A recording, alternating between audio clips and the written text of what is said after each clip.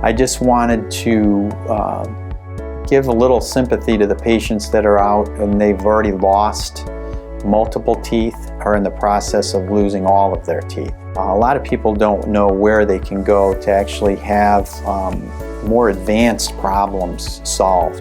Sometimes patients maybe have lost a single tooth, and basically coming in, especially in the anterior where it's missing, a lot of times the implants are placed and we're waiting for the implant to integrate, and they have maybe a removable partial, something that has to be worn that's not easy to be worn for a 6-month time frame.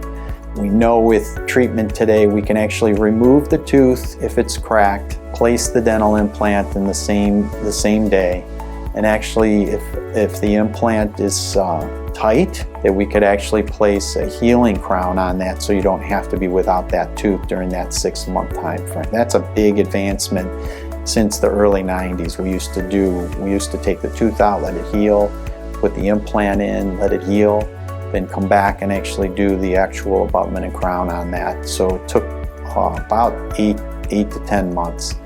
Today you can have that tooth back in a single visit. Same thing, if a patient is suffering and they're losing all of their teeth, we can actually remove the teeth, treat any infection that's there, place the dental implants. We can actually put a healing bridge on, and the patient leaves with a new smile. But it's amazing to me that we can take a patient that has a very sick, possibly with abscesses, gum disease, tooth decay, and they know that they're in bad shape, they just don't know where to go.